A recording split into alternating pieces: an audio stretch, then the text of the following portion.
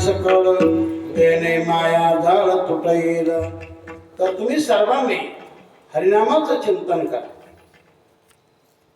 हरिनाम जरी सोपं दिसलं पण फळाच्या बाबतीमध्ये सर्व श्रेष्ठ आहे की ज्या नामाला जगामध्ये इतर साधनाचे तोड नाही जोड नाही. विठ्ठला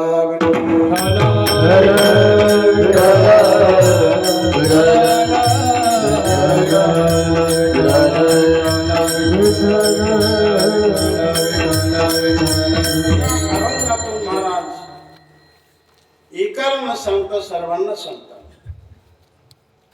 इथं जाती भेद नाही, पंथ भेद नाही, प्रांत भेद नाही. जेवढे म्हणून मनुष्य जात आहे, मानव जात आहे, सर्वांना उद्देशून महाराज बोलतात की हरी हरी तुम्ही म्हणारे सकळ. कारण देवाचा दरबार सर्वांसाठी खुला आहे, मोकळा आहे. इथं कोणी या आणि कोणी नाम घ्या.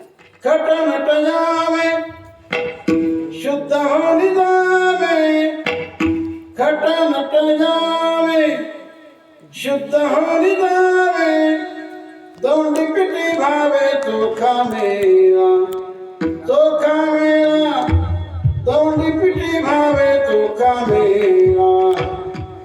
टाळी वाजवावी उडी वाजवावी, टाळी वाजवावी उडी वाजवावी, वाटही चालावे पंढरी पंढरी, वाटही चालावे पंढरी पंढरी, वाटही चालावे पंढरी पंढरी, वाटही चालावे पंढरी. कटोनट यावे शुद्ध होईल जावे. कशी असा तुम्ही, किती दोषी, किती पापी, किती दुर्जन असा, आणि तुम्ही जर या नामाचं चिंतन केलं, नामस्मरण जीवनामध्ये त्याचं अवलंबन केला तर तुमचं सगळं पापही नष्ट होईल आणि त्यातून सुख देखील प्राप्त होईल. भगवंताचं नाम केवळ एकच काम करत असं नव्हे, दोन्ही काम करणार आहे. पापही नष्ट करणार आणि पुण्यही देणार. याच्यापेक्षा जगात भारी काय. विठ्ठला विठ्ठल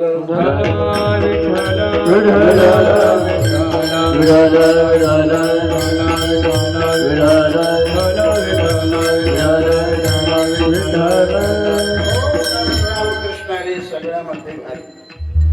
जरी सोपा असेल तर पण त्याचं फळ फार उत्कृष्ट फळ आहे.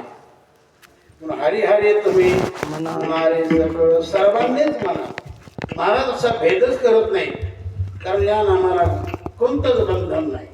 याला शिक्षणाचं बंधन नाही, याला अवस्थेचं बंधन नाही, याला वयाचं बंधन नाही, याला काळाचं बंधन नाही, याला स्थळाचं बंधन नाही, याला कोणतंच बंधन नाही. भगवंताचं नाम कोणालाही घेता येतं, कितीही घेता येतं, कुठेही घेता येतं. असं कोणतं साधन. विठ्ठला